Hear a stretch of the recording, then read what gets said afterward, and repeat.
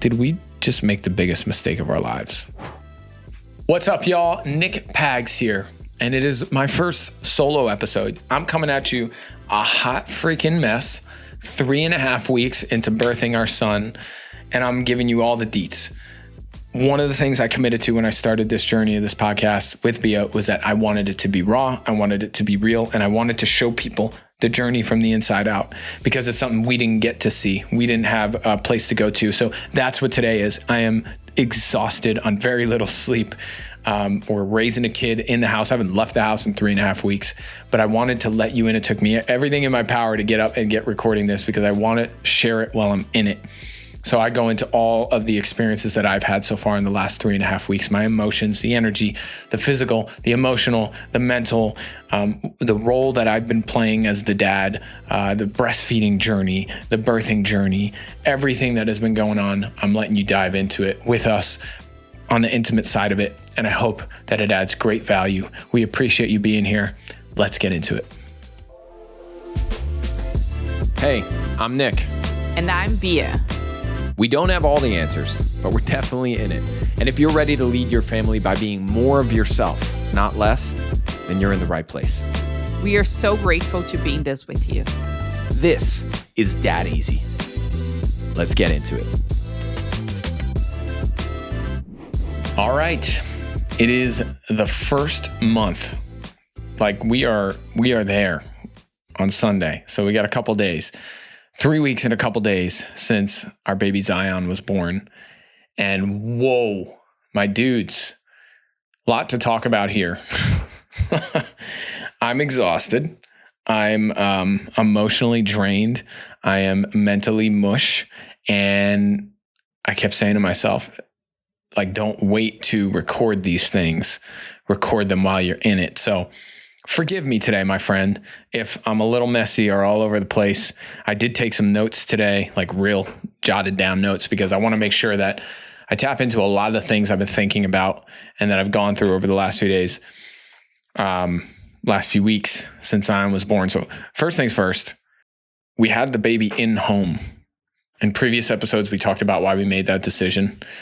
We did record a podcast, Bia and I, in our bed a few days after Zion was born. I don't know if we uploaded that at this point in time. We have not yet when I'm recording this, but maybe we did. You can check that one out.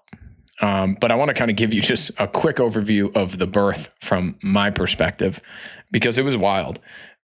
When I say home birth, it's not something that I ever expected we were going to do, and kind of shocked that we pulled it off. And it wasn't just us, it was our midwife and our we had 2 midwives there. But leading up to it, just to give you context, it was me and her. She started having contractions at like 11 p.m. on, I guess that was Saturday night. And then Sunday morning at 8:37 a.m., she had the kid. Okay, so just to give you a little context, our midwife did not show up to the house until 7 a.m. So it was Daddy Doula over here doing all of it with, well, my wife did a little bit of the work, okay? But mostly, no, I'm just playing. She did everything. It's insane. It was so amazing. But here was my role. Number one, I was home videotaping, right? So I had the camera set up and we wanted to document for ourselves to really capture that beautiful moment. That was important to us. And we had a friend who's a professional videographer that I'd hired to fly in from Mexico to come videotape the thing. We've talked about this a lot. And he didn't show up until about 5 hours after the birth because his flight didn't get here in time. So it ended up being on my shoulders. So that was one, like that in and of itself was a job. Seems like the silliest one because it was, but it was also really important to us. So there was that. There was the sitting and being with Bia while she goes through this process, the most important part. That was crazy. There was she had these stim patches on her back that when you're having the contractions, if you kind of boost the stim, it counteracts a little bit the intensity of the contractions. So I was on like boost duty. And then also I was timing all the contractions so that we knew when it was time for the midwife to come and like the baby was getting ready to go. So there's a lot on my plate, and I still had the easiest job in the house. Bia had to birth a child. So it was wild. It was wild. It was wild. If you are ever choosing to do a home birth, there's so much that goes into that. We did episodes on this, check them out. But just as a man, as the father, as the guy who's not birthing the baby, I will tell you it is a massive undertaking for us too, because our role is to be very present and very there. And for a lot of guys, I think they think birth is like her job and we step away. There was a piece of it where, yes, I had to step away because it was now like Bia time and midwife time. But everybody's journey is different. Everybody would have a different experience with that. I'm just telling you mine, which was being with her from, we went to bed at 11, woke up at like 1:30 in the morning, and then we're awake together until the baby was born. So we hadn't really slept since the night before. So now we're at, what time did we wake up in the morning? We had not gone to bed, and now it's the next morning where we're having the baby. So like 24 hours of no sleep by the time the baby was here. That is not ideal. Ideally, you sleep through the beginning, pre-labor, you sleep through the contractions, which is difficult for first-time mothers because they're kind of in this like, what do I do? Oh my gosh, the baby's coming type of energy. But yeah, she was up and these contractions were real, and sitting there and holding the space for somebody's pain. Can we talk about that for a second? Like, maybe you've experienced something like this, but the intensity of watching the pain happen, it was so excruciating for her. And you're watching and just standing there and staring, and nothing you can do other than just like show love and show support, and you got this. And man, it took so much emotional energy. And dad's like, homie, you have got to learn how to hold that space for your partner, because she needs you there. Unless she really plans to just have a doula there the whole time, which is something I would probably recommend for most people. Our situation was that we didn't have a doula. Our doula became our midwife, so we had no doula. So I was the doula. The doula is somebody who's there for that whole part. And that was me. To be able to, let her like rip your shirt off and scream and grunt, but also be able to keep the energy in the room like calm, because the whole point is she needs to be in her vibes, in her feels. She needs to be feeling release and love and oxytocin and dopamine and like serotonin, all these things.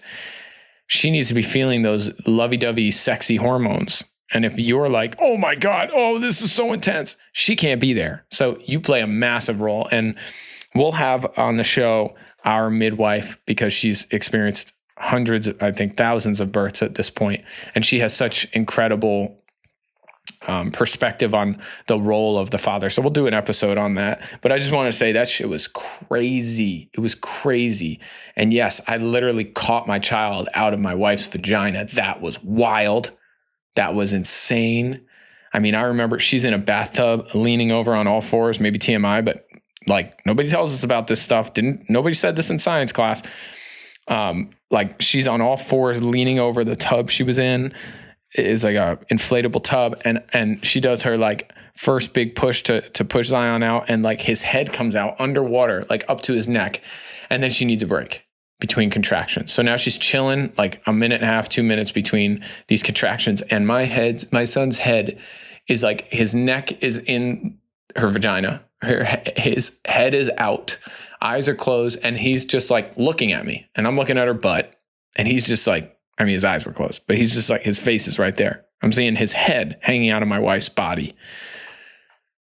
I don't know if there's anything that does prepare you for that. Like I watched videos, like very, very visual videos of birth to prepare myself. Nope. There's nothing that prepares you for that. And like putting my hand underwater, feeling his head, the thought of like, oh my God, my kid's drowning because he's underwater for 90 seconds. No, he's still connected to the umbilical cord. He's still not, like his lungs have not opened yet. He didn't pop out of the vagina underwater and go like, and suck in water, like he hasn't taken his first breath yet. So he can chill underwater plenty. And then just guiding him out and holding him in my arms, being the first person in the world to touch this child. That's me. Crazy. and to pick him up. And that it was just, man, 10 out of 10 recommend home birth. Now, shit is gnarly for your wife. It is intense. She did no pain medication, nothing. She just went for it. Many times she was like, I don't think I can do this. I don't think I can do this. And this is the part I did want to say, like at a certain point around 6 a.m., maybe 5:30, she had a point where she just kept telling me like, get Joni here, get Joni, who's our midwife, who will be on the show.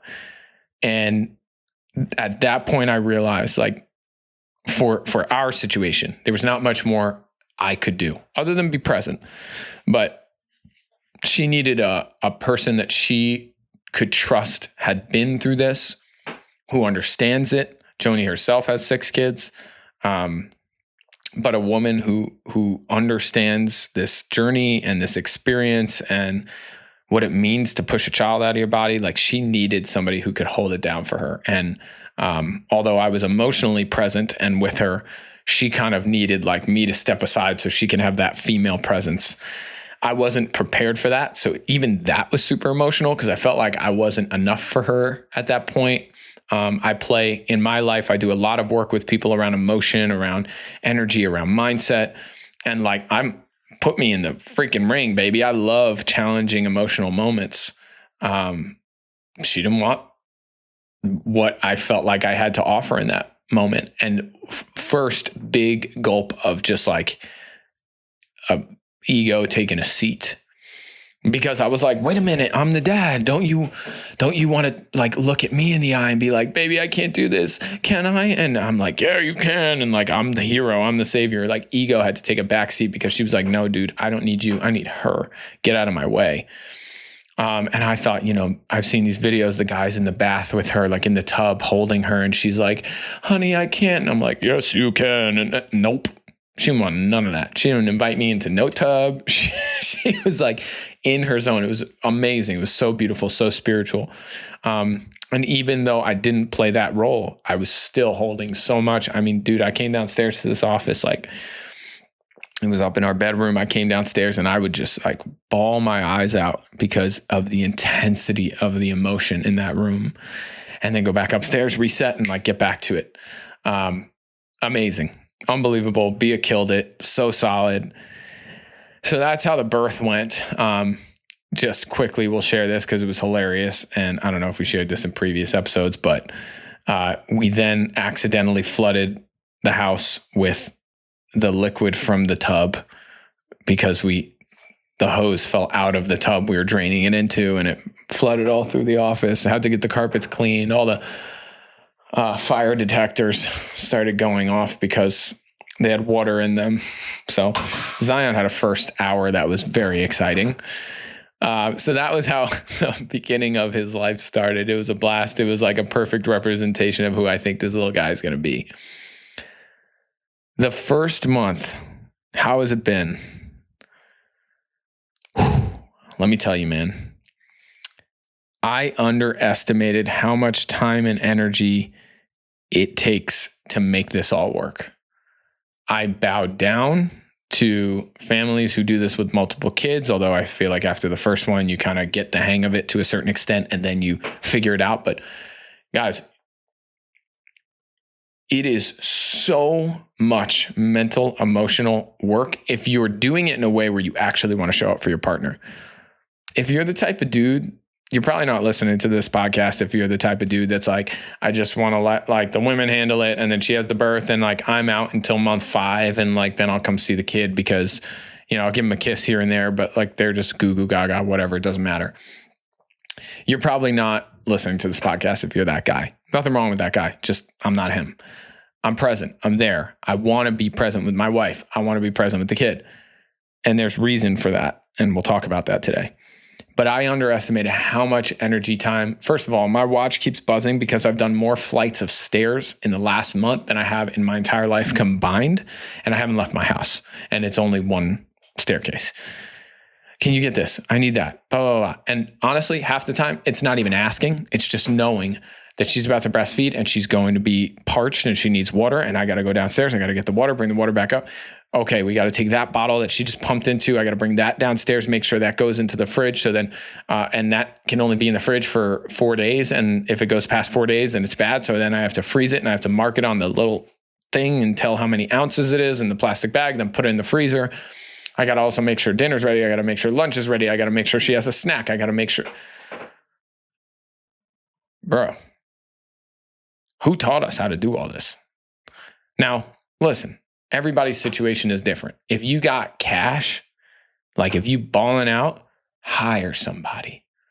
Get somebody who can be like full-time nanny mode and be downstairs like cleaning. Now, here was the greatest gift. I told you about Victor, our friend, who did a video for us. He ended up not videotaping. That was me, but he did the edit of the video. He's a dear friend of ours.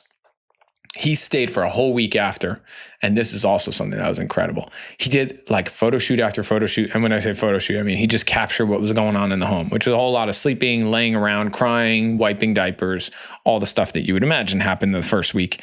And he just captured all that in stills that were just unbelievable, man. So cool. He also happens to be a Cancer, I think they say. No. What is he? Somebody said that it has to do with his sign. Maybe that was my wife. Sounds like her. He needs everything to be like clean and perfect. So this man was downstairs. Like when I walked downstairs, although the house had been flooded with amniotic fluid, he had made this house the cleanest I'd ever seen it. He scrubbed the floors. He organized the cabinets. He made sure everything. The house was beautiful. What an amazing gift. He was here for a week and he did that every single day for a week. Just cleaned and took care of things. Still, food had to be taken care of, and we were able to work with an incredible partner here locally in Austin. I do want to shout them out. They're amazing. They're called Food with Purpose. And man, it was unbelievable. They just delivered food to our door that was home cooked, fresh, insane. So that was taken care of in the first week. And that made life a whole lot easier because it was come downstairs, heat things up, sit, be with Bia. I think I still, even with all those things in place, still underestimated how much time, energy, and effort, maybe not in the first 2-3 days, because it's a lot of just like laying around. But as you start to get into like life a little bit, we're now on week 3.5. And I'm starting to get back to work a little bit. I'm starting to like, go out to the grocery store or go to the gym. Dude, there's so much to think about. Like, did I make sure that this was set in place so that when I leave, like the diapers are all filled up? Like we have a diaper station. Do we have enough diapers? Okay. Also, he's been struggling with a rash. So do we have the cream? The cream is supposed to be ordered from Amazon. It's at the front door. I got to make sure I bring it up. Okay. She also needs that thing for her boob that catches all the milk. And I have to go put that in the sanitizer because washing it isn't enough. I really feel like we're overdoing it with the sanitizer personally, but we have a sanitizer where you like steams the thing so that the breast milk is totally cleaned out and there's no like gunk in there. It's just like, dude, it is so much extra stuff. I say this all to say they talk about paternity leave like in other countries outside the US and how it's like 6 months, 8 months, 10 months, a year in some countries. I get it now for multiple reasons. One of the reasons is just tactically, it's so much work. My wife has not lifted a finger. And this is our job. I really believe this is our job. Our job is to make sure that her only thing she needs to think about and worry about is feeding that baby and taking care of herself. Now, what does it look like for her to take care of herself? Sleep, rest, sleep again, maybe like sit in the sun through the window. Massage her own boobs, get a massage, things like that. That is a whole lot of work for her in the recovery period. I know it sounds crazy. Now, some women may be listening to this and be like, I was back at work in a week.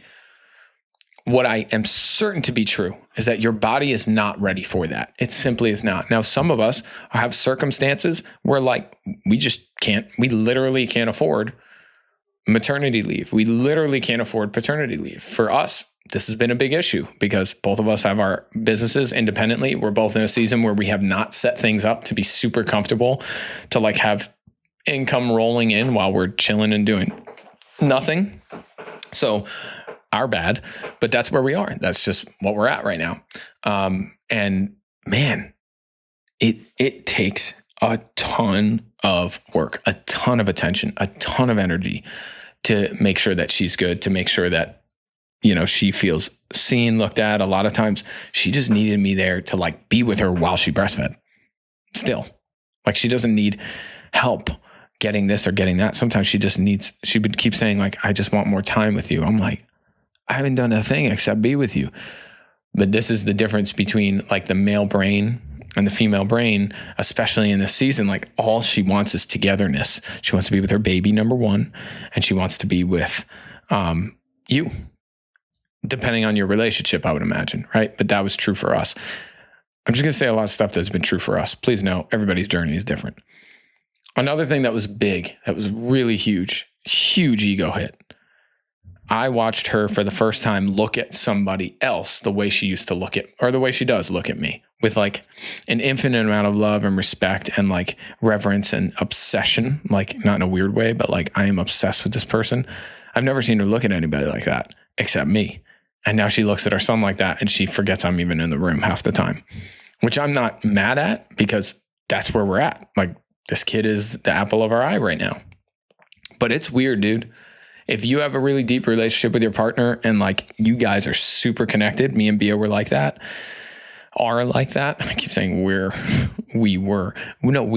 like that. So it's weird when someone else comes into the picture, no matter how small they are. And that attention that was given to you is now given to something or somebody else. You feel left out in a way. I felt left out. I felt confused. I felt like kind of jealous. And I was like, what? This is weird. And I realized this is where the work really begins with myself, like the personal development work. Man, I cannot tell you how grateful I am that I have been doing work on myself for so many years, because now as all of this stuff comes up, I have tools to handle it. So I've always wondered why I was so passionate, why I was so interested in personal development work. Was I wasting my time? Is it important? Now I can say, becoming a father, in the first 3.5 weeks, all of that work was really important for me. And I encourage you to work on yourself as a man, as a person, so that you could be the best person you need to be in your relationships, your intimate relationships, your whatever, all your relationships. But definitely in this whole like kid, mother, father, son thing, it's a lot. It's a lot to handle. So that was pretty wild for the first time, seeing her just be like, you are no longer the most important thing to me. This is the most important thing to me. She didn't say that. It's oozing out of her. And I love that to a certain extent. I'm also like a little confused by it because I'm like, wait, did I just lose everything I had for 6 years because we had a baby? I think the answer is kinda, but also not lose. It's like it's evolved into something even more powerful that I'm about to awaken into. I want to talk about a little bit of a shift. I want to talk about breastfeeding for a minute. Unimportant, right? We're the dudes, we're the dads. We don't need to talk about that. Man, every time I say breastfeeding, I need to chug water because I watch Bia drink water and I'm just like, oh God. Every time she starts breastfeeding, guys, have water available. It's crazy. And multiple women have told me this. The best thing you can do is when she's breastfeeding, have water nearby. Because the second they start breastfeeding, for some reason, they need water. There's so much. This could be a podcast in itself, but I don't know. I feel like dads don't want to hear that much about it. But here are some really important highlights. Number one, it is kicking Bia's ass. It is no joke at all. She now at this point has said it is worse than the birth itself. This is an unmedicated birth that she went through. Pushed a baby out of her vagina. Insane. She said the breastfeeding is now more painful than that. Think about that for a second. I'm not trying to scare women. I want people to hear, if you're a young lady listening to this, hear this. We have talked to so many women because we've shared our story a bit on social. Family members, friends, nurses, lactation specialists, blah, blah, blah. Everybody says the same shit, which is nobody talks about how hard the breastfeeding is. They like say it's hard or they say it's tough, but it's worth it. But no, it's like psychosis level of crazy. It's like sends people off the freaking minds. Like it's a level of intensity. And of course, every woman is different. Not everybody's situation is this, but I am shocked at how many people have reached out and said, of course, this is what I went through too. Nobody talks about it. Mastitis, I think is how you say it, which is a clogging in the breast of the milk getting backed up because the kid doesn't have a great latch. He's got a very small mouth. He may or may not have a tongue tie. He may or may not have a lip tie. We have to go get it looked at, which means that his lip doesn't come up enough or his tongue doesn't come out enough for him to suck properly, which means he gets a very shallow latch and he's essentially munching on her nipple. So painful, so intense. I have watched her shake in pain. I have watched her cry her eyes out. All of this with 2 to 3 hours of sleep, right? Like incredible fatigue. Handling this on a good night's sleep would be hard. On 2 weeks of 2 to 3 hours a night, plus throughout the day, not really sleeping much. Like that's something Bea is really crappy at, I've learned, is just like resting. So we're really pushing her to start doing that because she's up most of the night, as am I at times. But I wish someone just kind of warned us, and maybe you're not the person, you're the person who didn't want to hear it. So if you don't want to hear about breastfeeding, ladies, and you don't want to hear how intense it is, don't listen to these next 2 minutes. But let me tell you something, men. Get your big boy pants on to be able to hold it down for her because this shit is real. It is hard. It is painful. She feels like she's going to break and lose it multiple times a day. She's like, I can't do this anymore. Bea is someone who's very committed to breastfeeding because of all the incredible positive effects it has in a kid's life. I am not shaming. I am not making weaker women who choose to feed formula or have to feed formula to their baby. Everybody has their own opinion. Totally fine. We're just looking at the science aspect of it, what happens to a kid's immune system, what happens in a kid's body. It is so important just for them to be able to build a robust immune system, for them to have a really healthy body. Breastfeeding is their best chance at that. Sometimes it's just simply not an option, and women should not feel shame or guilt. That's the other thing. It's like we're talking about how do we manage this because she's in so much pain. So do we integrate some formula? Do we integrate, some bottle feeding so it's not just breast the whole time? And already Bea is feeling just like this incredible pressure and shame and like embarrassment, which is like, dude, you got to do what's best for your body, what's best for your kid. And that's different for everybody. But if you are really committed to that, to the breastfeeding thing, holy crap. Every woman we've talked to has been like, it's been brutal. I know my best friend's wife was like, it was easy. Everyone else I've ever talked to was like, it was hell on earth, hell on earth, hell on earth. So be ready for that for a couple of weeks. Because I think when you're mentally prepared for something like that, it changes your energy a little bit on it. So for the guys, what that means is you better be prepared to hold it down mentally and emotionally, to talk her off the ledge, to like if she really wants to do breastfeeding, it's this weird balance, right? What I've been doing is I know she really wants it. So she's like, I don't think I can do this anymore. Finding that balance between, hey, yes, you can. You got this. You committed to something. You can handle it. This is just temporary pain. You're going to get to the other side of it. You're going to love how you feel with breastfeeding once you get past this, right? There's that side of it, which I want to hold it down for her and give her that. But also, if it really does come time where it's too much, assessing that and giving her the space, being the person who says to her, hey, it's okay.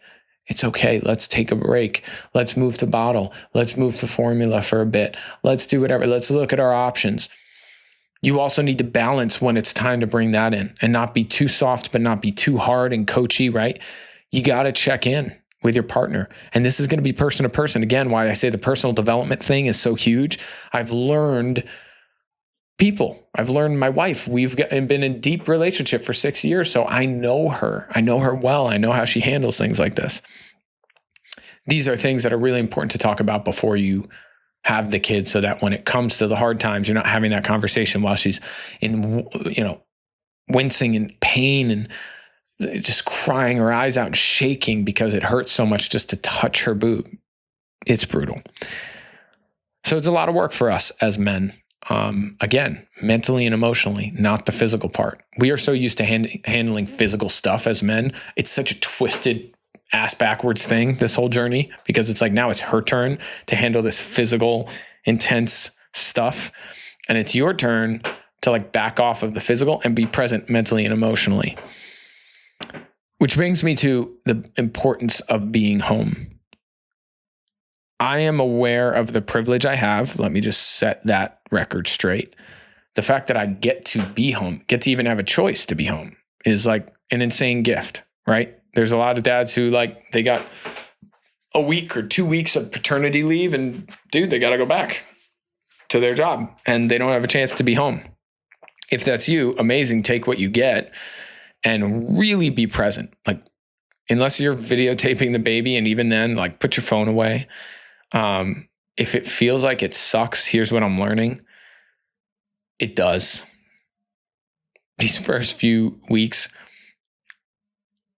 it's so hard. It has been so hard, so hard. There have been great moments. We had the gift of having my mom come and stay with us for 2 weeks. That was amazing. I'm so blessed. She was like the perfect balance of support system. She was doing the cooking thing, the cleaning thing, but also like the grandma, motherly, hold the baby energy, not too pushy, she was amazing. So that was a huge gift. But being there as the father is massive. It's massive. And being there as a husband is maybe more massive in that moment, because your wife is going to go through it.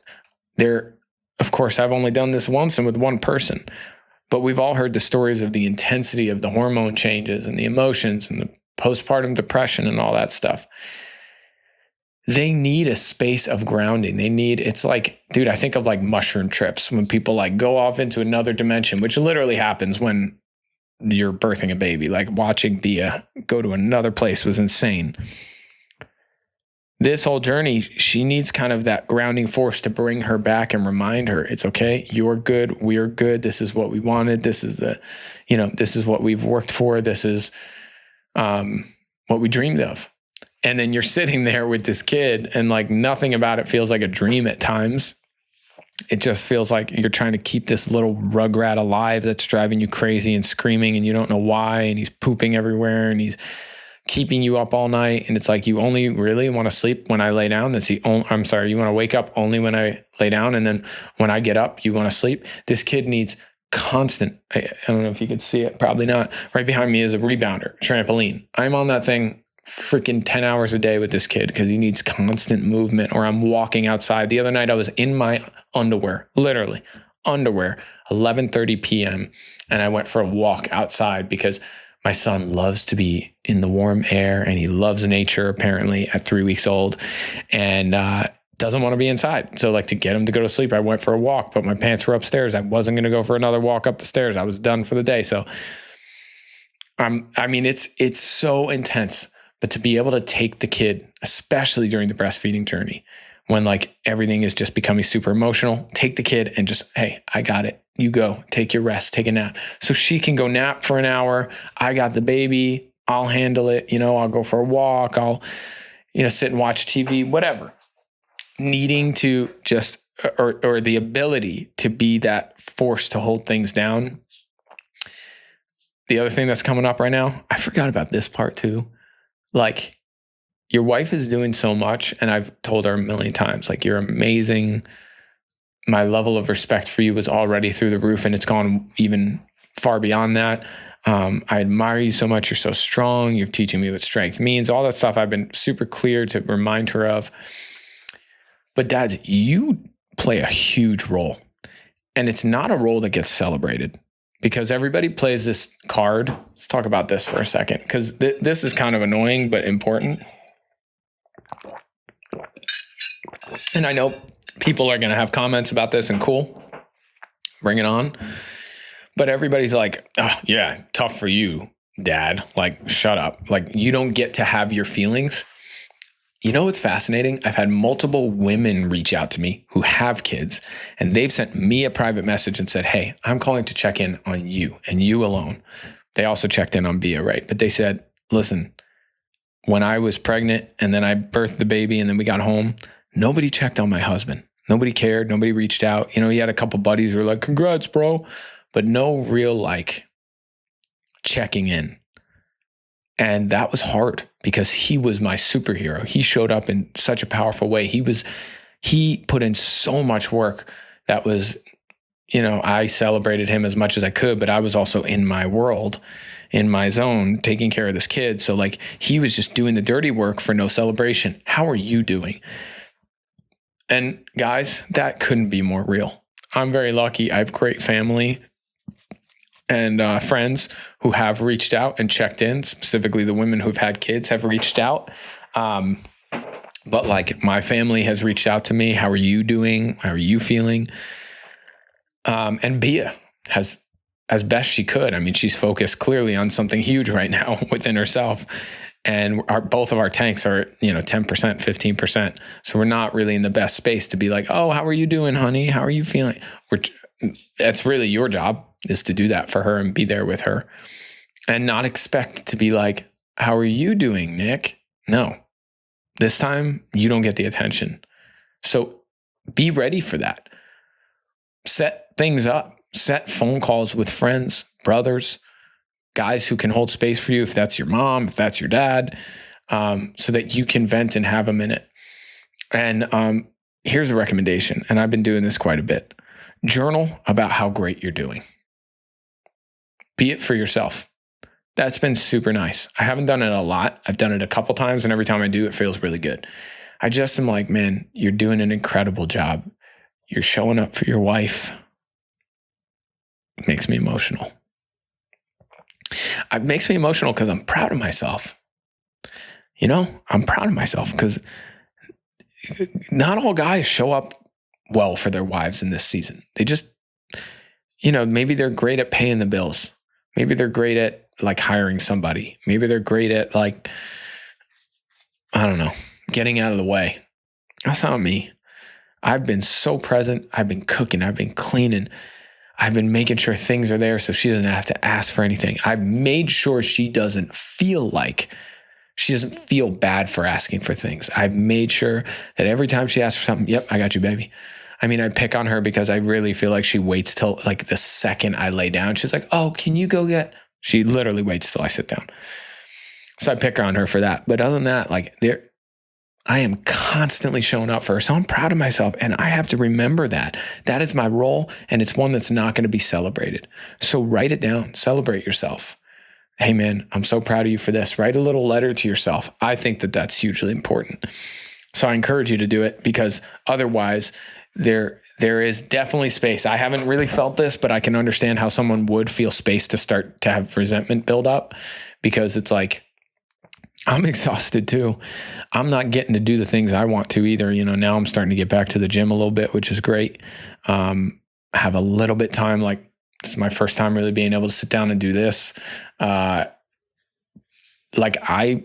body feels fine. I want to go and do what I like to do. And I can't because I'm home and I'm doing a million things, taking care of Bia and the baby. So it's important for you to acknowledge yourself and celebrate yourself.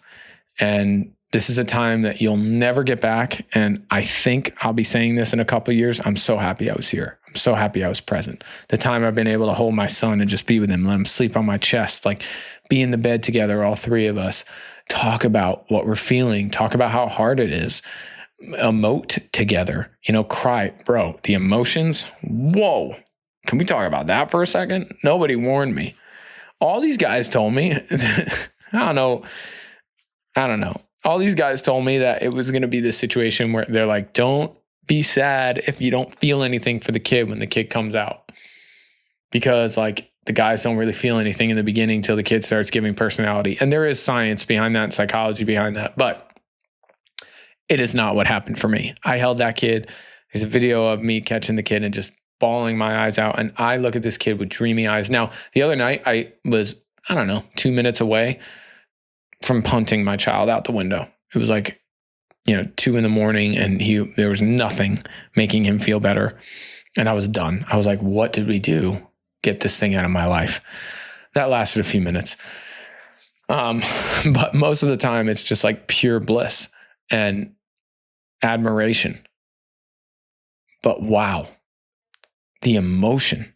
I mean, for the first 2 weeks, I would just walk outside. I'd just start crying, bawling my eyes out. I'm not the guy who does that, to be quite honest. I'd be sitting with him crying. I'd be like driving to go get gas in the car, bawling my eyes out. And I didn't even know what the emotion was a lot of the times. It was just there. And I really encourage you, if you do have that experience, to feel it and emote and let things come through. It's so healing. It's so beautiful. It was really, really powerful and continues to be. That's been really important. But yeah, I think the last thing I'll say on this is just, I underestimated the importance of being there for my wife, because I'm not sure I understood, to be quite honest, the role of a dad in these early stages. I really thought my only role was going to be this, like, okay, clean shit, do laundry, make some dinners, whatever. And then it's just like the BM baby thing. I was wrong. And I started, because I was realizing how important I actually was playing a role. Like, and Bia was saying it. The baby was clearly saying it. Last night, for example, Bia like breastfed and then walked around with him and, tried to give him like tummy stuff and did all the things, stomach massage, everything. And he was not having it. And then I picked him up. She was like, can you take him for like 2 minutes? I just need a break. I'm losing it. This is like 2 a.m. And I pick him up and I put him right on my side in bed and I hold him tight and I just kind of whisper in his ear and I give him a couple kisses. And in 30 seconds, boom, lights out. And he slept with me for 3.5 hours. If you have a newborn, you understand that is a massive win. 3.5 hours is big. Because usually it's like every hour to 3 hours max, you're feeding that kid. At night, sometimes it could be 4 hours, but unlikely. We have not had that yet. And I held him and he needed dad.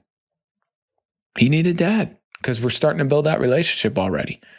Most of the time he needs mom, but he needed dad. So I started to kind of explore this because it was becoming evident to me that my job is not just like providing, that there's more to it. So I was researching this and this one woman came up who specializes in this. Her name is Anna. I don't know how to pronounce it. Machin, Machin. She's a British evolutionary anthropologist at the Department of Experimental Psychology at Oxford in England. And she's an author of a book called The Life of Dad, The Making of a Modern Father. I have not read this book yet, although I am interested in possibly reading it. So I just want to explain a little bit of what she does so it makes sense as to why I'm bringing her up. As an evolutionary anthropologist, she believes that both mothers and fathers have been primed by evolution to parent their children. She studied the father-child relationship and takes the position that human fatherhood would not have developed unless the investment that the fathers make in their children is vital for the survival of the species. Okay, so she believes, based off of her research, that the role that dads play is absolutely vital. She does not say you need a dad in order to survive. Obviously not. There's plenty of people proving that wrong. But father figures, if you play that role, is significant, and people do need that. They need that masculine figure in some capacity, is what her research shows. She's concluded that fatherhood was fundamental in the development of humans and humanity, with fathers performing critical parenting tasks in coaching and educating their children. Okay, so this is interesting to me because what she spoke about really resonated with what was happening here in the house. There's this nurture, right? We know mothers are nurturers. What they do is they nurture their child. I expected that, knew it was coming. My role was more of protector and provider and like go and do the things and like the baby doesn't need me so much. The That is not showing up. What is real is this, it's nurture and it's challenge. So, and I know this will become a much more important thing as time goes on, but she actually says in the first 6 months of life, it is imperative for the father to be present because of this energy of challenge, right? Like, for example, and I didn't even realize I was doing this until I read about this woman and I was reading some of the stuff and I was like, oh, and I'm not saying everything she's saying is right. It's just her research really resonates with me. Like, I have the baby on my chest. What's amazing is from second one, when the baby comes out, babies can start to, even with like very little control over their body, can like move their head and inch themselves up a mother's chest to the nipple to feed itself. Kind of crazy. If you get the chance to like let that happen, let that happen. It's so cool. It's very mammal-like. It's what we do, right? We feed ourselves. We make sure that we can get to mom's breast. So I've been doing this thing where like I let him sit on my belly or on my chest and he wants to like climb to the top of my chest. And I'm like talking him through it. Yep, you got this. Good. Awesome. I have these little pump up talks with him in the morning. Of course, this is very Nick Pags. It's like just who I am, but I have these little pump up talks with him in the morning. We dance together. I like throw him around a little bit, not a dangerous amount. No shaking baby syndrome over here, but I throw him around a little bit and like dance with him to music. I put louder music on, not music that's going to bust his eardrums, but louder, not just like mommy talking like this. I let him roll him over to his tummy, roll him over to his back. You know, I like do 100 besitos is what we do all the time, 100 kisses. And I like really kiss him aggressively. These little forms of aggression and pushing and challenge are starting to happen already, even 3 weeks in.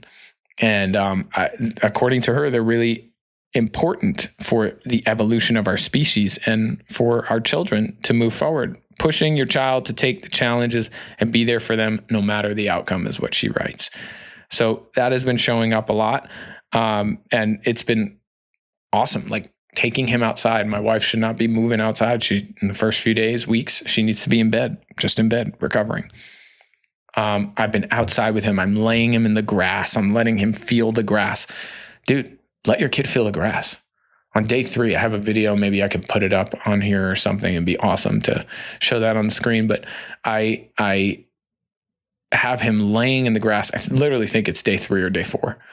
And he's just rolling around. And it was his first time touching grass. And babies at day 3, they don't do much, right? Or day 4. And everybody would be like, you can't do that. He can't be in direct sunlight. He can't be on the grass. It was like 2 minutes in the sun. Don't freak out. I'm not killing my child. But I put him in the grass and he went from like cranky and crying to just like zenned out. It was so beautiful. He immediately fell asleep in the grass, like grass on face, kind of like in his ears, whatever. He loved it. And I was like, that's not what mom's doing. Mom's in bed. Like, this is what dad brings him to do. So there's a level of challenge that we bring into the game. And that's huge. Next little section of this that I want to dive into is what this has stirred up in me as a man. This is kind of the big juicy stuff that I was waiting for as a father. It's kicking my ass. Like, okay, this is going to get real for a second.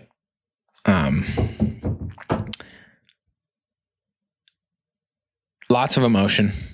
I talked about that, right? Like just feeling a lot. But it has required me to call in discernment in a way that I haven't in a long time. Now, this is specific to me, but I wonder if you resonate with this. I was a person filled with discernment years ago when I was younger, like in my mid-20s. I was like, I don't know if it was fair to say full confidence, but at that time, my career was thriving. I owned a gym in Manhattan. I was in a big way, like one of the top contributors in the fitness scene in the world at that point. I know it sounds crazy, but like the people I ran with are now the top influencers that everybody looks at on social. Before even Instagram was as what it is now and everybody's a freaking influencer, we were like the dudes, we were those guys. And the mecca of fitness world was Manhattan, New York. And we were that crew. So my life was popping off. I was making money. I was very successful. I was very confident. I was living the dream, 25, 27 years old, doing what I wanted to do. It was pretty powerful. There was a lot of discernment because there was so much confidence. As I've taken kind of this deeper route of exploring self, different conversation for a different day, these last few years, my discernment, my confidence, my trust in myself has definitely taken a toll because I've stripped away a lot of the stuff, the egoic kind of stuff that has been there. That doesn't bode well for being in society, right? Like having a big ego works great in society. You can totally overpower people. You can make a lot of money. You can be the most forceful one in the room. You can, like, it's, to be quite honest, most guys would hear that and be like, wait, why would you give that up? Good question.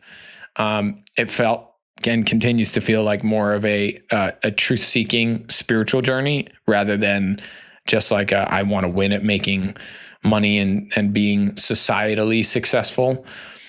I don't know. I like got kind of bored of that.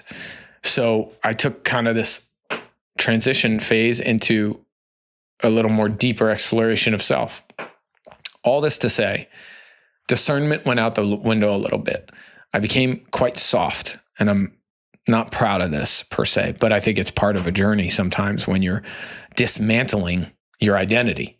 It's freaking weird, to say the least. Your identity is how you see yourself in the world, and it's how you operate. It's how you make decisions. So when you dismantle an identity, it's hard to make decisions. It's hard to know what's right for you and what's wrong for you. Like when I was in that era that I was just talking about, I knew what the right play was. I knew what the wrong play was. Yes, there were some hard decisions where I'm like, I don't know what to do here. But most of the time, I was clear. This is the play. Not so clear lately over the last few years.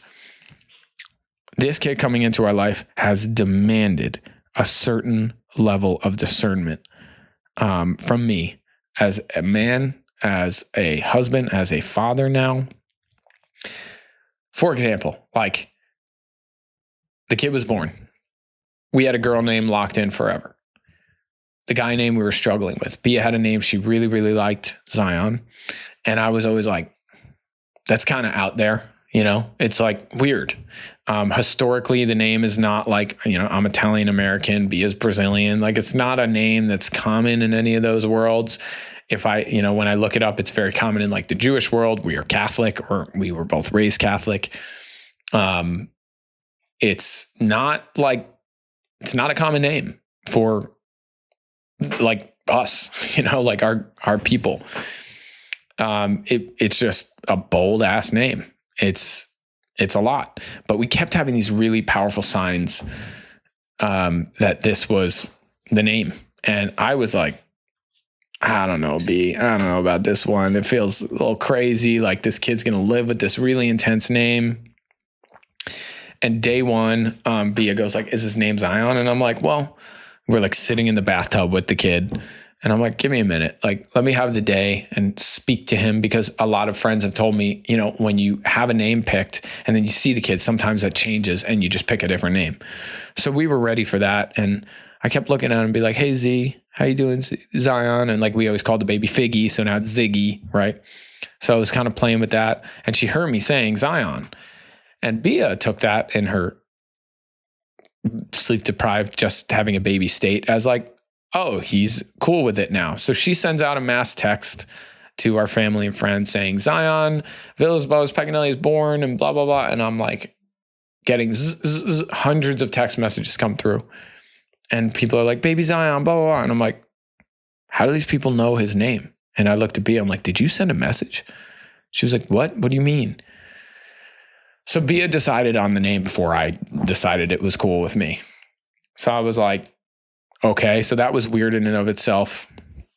And then I get on the phone with my family and they're all like, Zion, like not digging it, which is part of the challenge as to why the name was a struggle for me, because I knew that it was not going to be a comfortable name for my family. I knew they were going to have something to say about it. No matter how supportive my family is, they were going to have something to say about it. And they did. My mom is the sweetest. Bia goes, "Do you like the name?" And she just looks and goes, well, I am happy you guys choose whatever you want to choose. I felt so bad for her. Because it's like grandma and then like Zion. You know, it wasn't what they expected. They're expecting a little boy name. All this to say, we've fallen in love with the name. And he is a powerhouse of a kid already, and we know it, and it matches his energy. And we had to make this decision and then stand by this decision. And every time we say the name, somebody's like, every once in a while, somebody's like, "Whoa, that's a cool name." Most people are like, "Wait, what? Zion? What? Where'd that come from?"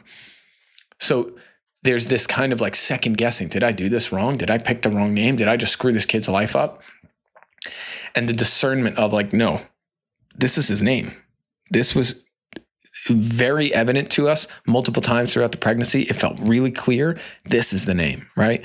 Decisions with so much, with vaccines, with having a hospital birth or a home birth, with are you going to give your kid a heel prick or not? Are you going to bring your kid to a pediatrician? Are you going to, like, all these things? There's so much to think about. And there isn't a right or a wrong way. There's your way. So discernment needs to become big, especially when it comes to parenting. Like grandparenting, I should say. Your parents are also going through, and again, everybody's relationship with their family is different. Me and Bia both have close relationships with our parents. So they are now shifting into grandparents while we are transforming into parents. They're also learning how to not be in control while we are learning how to be in control. For the first time in our lives, we are in charge of a human life. I heard that 1,000 times. And then when it actually happened, it hit me in a way different way. Being in charge of a human's life, like actually having that all decisions made are yours, that's a wild feeling. Your parents did it for many years, maybe. And if you're close with them, your kid comes in and they're so used to making decisions for the little ones. And they come in, like, you should do this, you should do that. And everybody's got an opinion. And you really need to turn up the discernment. Or I needed to turn up the discernment in a big way. So that it demanded that I turn up discernment in a big, big way. That's one thing that's been huge. So get ready to start making bold decisions, because these decisions are going to be the reason your kid lives or doesn't live, right? These decisions are going to be the reason your kid struggles with health problems or not. These reasons are going to be the reason that your wife and you have a healthy relationship or not. Like, discernment is big. It's big. So get ready to start making some big boy decisions, which can also mean getting support and asking questions and having insight given to you. But you better be ready to pull the trigger on big decisions. It's huge. That was huge for me. I do think right now, collectively, it's a really hard time to step into discernment, because our agency, I don't want to say this in a way that sounds like victim, because I don't think I'm a victim. I don't think any of us are a victim to this. And I don't want a victim mentality, although this is happening. It's happening. I believe that we're in a time in society where society has tried to take our agency away from us in a big way, in so many ways, right? Everything has become the easiest way, the quickest way, the simplest way, the Amazon Prime way, get it in 2 days. You don't have to work for it. It just comes to you. It's very much what has been given to us at this point, and we've become soft collectively. Like, I'm noticing, for me, very much as I look at myself, I've become soft compared to the man that I was years ago. But these devices were not, the phones, the computers, the marketing, the constant social media, having a profile being built on you is new within the last 30 years since the internet came out. Like, the internet wasn't a thing when I was born. That's crazy to me. And the internet now keeps a constant, infinite data point. Every click, every eye movement now you make, every sound you make, every word you speak is documented. And they're able to use that in order to take away your agency, in order to give you what you need, what you want, so you get soft, right? Think about, here's, and I don't want to make this like good guy, bad guy thing, but just think about if somebody wanted something from you. A great way to do that is, a thief becomes friends with you and then becomes super close to you and, makes you feel really comfortable and takes care of you and gives you all these nice things, builds trust, makes your life easier, makes your life better, so that then they're in your house. And then when you're not looking, they can snatch, right? That concept, that's really, in a lot of ways, what we have given up so much of our personal self to these internet identities that have been built. So I really believe this is not conspiracy theory. This is just what's happening, and they talk about it openly. They're building profiles on us, and it's taken away our agency in a lot of ways because we don't have that same authority in decision-making. We've become very soft in our decision-making. We want ChatGPT to decide for us or AI to decide for us. We want, things to just happen and not have to really work for it. Parenting is one of those things that, sure, you could pay a nanny, I guess, but like this part of it, I'm learning, or if you're going to do it in this kind of, I guess, regular, normal way it's been done forever, by being present, being there and actually raising your kid, you've got to be forward. You've got to be present. There's no like backing off and being soft. You've got to show up. I'm so grateful for that. It has shaken up kind of a beast of like taking agency back, which is great. I'm very grateful for that. So yeah, I think this weakness in myself is something I did want to talk about in here, because I think it's important for us to recognize the power of parenting and how it's a reflection. It's such a mirror for us of what we're going through, of who we are, of where we're at in our journey. And this need to be in a massive level of discernment and ownership has become very apparent for me. And it's been such a mirror of how I haven't been doing it for myself lately. So let these things, I'm saying this all also to invite you to let these things come forward for you. This is incredible information and insight. It's Joe Dispenza quote when I was at a retreat of his. He said, parenting is the fast track to enlightenment. I can't say that that's true 3.5 weeks in, but I can definitely see how that might be possible already. It's really helping me see myself and see the attachments and see the protection and see the fears and see all the BS. It's pretty powerful. Okay. What else did I want to dive into? I think I wish someone had told me or warned me of 2 things. And we'll finish here today. Why not? I wish someone had warned me of these 2 things. Number 1, this is actually going to suck in the beginning. I shit you not when I say, and I said this prior, but there were moments in these last 3 weeks where B and I looked at each other, and they weren't at the same time. Thank God, because I don't know what would happen. But either she was saying it or I was saying it. Like, did we just make the biggest mistake of our lives? Because you have to understand what the beginning of this process is. Again, maybe somebody has like tons of family around and all the support in the world, and they're financially in a great place and they're taking weeks off in the wilderness and enjoying nature and whatever. If you're not that person, if you've got more of a common lifestyle and you have work concerns to think about and you have the sleep deprivation happening and you have like, what's the next step and how do we make this happen? And I've never done this before. And we have to pay another doctor. We have to pay another midwife. We have to pay another this, another that. We have to buy more diapers, blah, blah, blah. With all these stressors on you, it's likely going to suck in the first few weeks because you're learning something really hard called parenting that you've never done before. Dude, it is absolutely kicking my ass. Here I was, if you asked me about fatherhood right before this, are you ready? Are you ready? I'd say, dude, I'm built for this. Ask anybody who asked me. That was my response always, because I really believe that to be true. I was built for this, and I still believe it to be true. But these last 3 weeks have knocked me down to my knees and got me on my last nerve and my last hope. Where at nights I've been looking out the window like, did I just make the biggest mistake? Like, I don't feel the same connection with Bia right now. Bia definitely doesn't feel the same connection with me. My life is completely controlled by this little midget in the middle of the bed. There's no seeing past this moment. Like, I literally can't even see, and I had, at one point, Bia was in a full breakdown, and I said this to her, and this was so powerful. I was like, we didn't do this for the first month of this kid's life. That's not why we had a kid.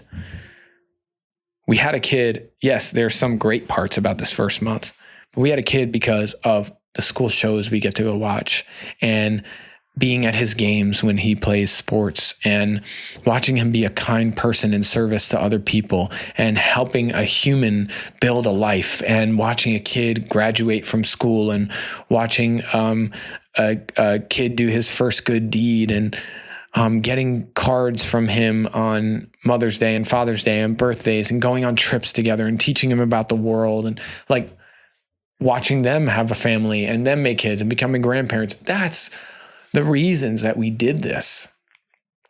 And because we want to meet this child, and we felt like it was a calling of ours. So when you're in this, it's hard to see that. And that perspective is really important because, dude, I don't know about you, but I'm a sleep princess. 8 hours, baby, 7-8 hours. Give it to me, and give it to me strong, because that is what I need. I have not gone more than a stretch of 3 hours in 3.5 weeks. If I'm going 2 hours, I'm lucky. So I'm exhausted. She's exhausted. You're not doing any of the things that you love to do because that's all taken from you. You have these little moments of pure bliss. It's the greatest thing you've ever felt. It's such a crazy spectrum, dude. It's so wild. It's like 1 second I'm like, this is the greatest thing in the entire world. The next second I'm like, I hate my life. What am I doing? I'm ruining everything. It goes back and forth between those two things. But it makes sense why it would feel so horrible. No sleep, constant like big decision making, which I never do on little sleep. I always go take a nap before big decisions. I hit a new calm, I meditate, whatever. Your regular routine that makes you a great person, that you feel like really sets your day up right, gone. Seeing friends and spending time with friends and family, gone. Constant nervousness. If it's your first kid, and you're not in a medical field in your profession, you're often just scared. You're scared, is the kid going to die? Is his poop the wrong color? Is he choking? Are we feeding him enough? Like all the stuff. Your intimacy that you thrived on with your partner, gone. It's just not there. It's a different version. There's something there, but it's not the same. Sex, gone, right? You're not having sex with your partner. Your regular routines and the people you get to see and the things you get to do, your exercise and training, maybe you can find a way to do it. But even if you can, which I was able to a little bit, you can't push your body like you're used to. If you're like me, I trained freaking hard. I couldn't, or I'd injure myself because I was so sleep deprived. All of these things. Does that sound sexy? Does that sound like a recipe for success? No, because it's not, because it sucks. It's hard. I wish someone really told me that. And I don't want to be a Debbie Downer because I'm confidently saying, this is the best thing. This is the best thing that has ever happened to me. This is the best thing that I've ever done, that I've ever been gifted with. This child is, I don't even know how to explain the love I feel. I can't explain it. I've never felt anything like it in my life. It's unreal. I know this is perfect. And tactically, with all the things that happen around you, it's brutal. So I wish someone really explained that to me. But the truth is, it might not have changed anything. It still sucks. But to me, I'm someone who works well when I know something's going to suck and I know there's kind of an end point to it. Like, give it a couple weeks, then you're going to get to the side where it's just like awesome, right? And there's always going to be challenge, and as I post on social, like that's what, I've been getting tons of feedback from random people, but also my people that I trust in my inner circle have said that. So also shout out to all those who continue to share their journey on social. It's so cool to hear everybody's story. And then the last thing I'll say that The second thing that I wish someone had warned me of is kind of what we talked about before, the decision-making, discernment stuff, how strongly people would feel about your child. Aunts and uncles, grandparents, friends, doctors, midwives, nurses, whatever. So many people. It's social media. Like I just talked about the beautiful part. There's also like a really annoying part of how strongly opinionated people are. This is the training ground for becoming a parent. It's very important, and I'm grateful for it, because what it's doing is it's helping me to like hear all these, be bombarded with you should, and then ultimately like, nope, we're doing this. Because here's the thing. None of you motherfuckers have to deal with the repercussions of something with my child. I have to deal with the repercussions of something with my child. He's my child. So you can say, you should do this, you should do that. But I'm the one who has to live with the decisions, not you. So me and Bia need to be able to go to bed at night and say, we did the best we could with the information we had, and whatever comes from that is the right thing for us. I'm grateful for this breeding training ground that's happening right now, because I wasn't in that level of authority before this kid in my own life. And now it's like turning up in a big way. I wish someone had warned me about how hard those conversations were going to be, like with grandparents specifically. It's tough. It's tough. And we're lucky because we have mostly very respectful family. There's a lot of people who don't have respectful family. They just think they're right about everything, and they throw it on people. I feel very blessed and grateful that we have this kind of training ground of people saying what they think we should and shouldn't do. And it's teaching us to be powerful in our decision making. And you will have to do that for your kid. You're going to have to do that. No escaping that one, my man. No escaping that one. Oh, last thoughts. I'm tired. Thank you if you've made it this long. This was a long one. It was a venting session in a lot of ways, but my intention with this podcast was to be able to really just share what's on my heart while I'm in it. It's not the best curated podcast today. It's not like maybe the most valuable. Maybe it is. I don't know. We'll see. It's just, this is what's been on my mind and heart when I'm foggy and confused and messy in my head. And maybe it'll change as time goes on. But I think there's something really valuable of showing yourself while you're in it. And man, we have done so much right, Bia and I. Like, we have prepared the right way. We're the people that we want to be to have this kid, and it still is hard, and it's still kicking our ass, and it's still not so cute like Instagram shows. It has gotten ugly, and I want people to know that, because there's so much beauty in the ugly. Like, who we're becoming through this, I know is powerful. What we're becoming as parents, I know is powerful. The love and commitment we are creating to this child in all of this is so powerful. The sleepless nights and the constant sacrifice is powerful, because it's going to be, it's setting the foundation for our relationship with him. Yes, him to us, but us to him. Like, this is how we show up for our child. I want people to see that, because it's very private and it's intimate and it's not talked about. And that's what, my commitment to this podcast when I first started it was, this was for Zion to see. And when you, Zion, decide, if you do decide to have kids at one point, this is what you're stepping into. But what I know is that down the road, this just becomes pure bliss. Like, there's the challenge of it outweighs, the gifts of it outweigh the challenge. And the challenge is something that helps form me into a better man, the parent into a better person.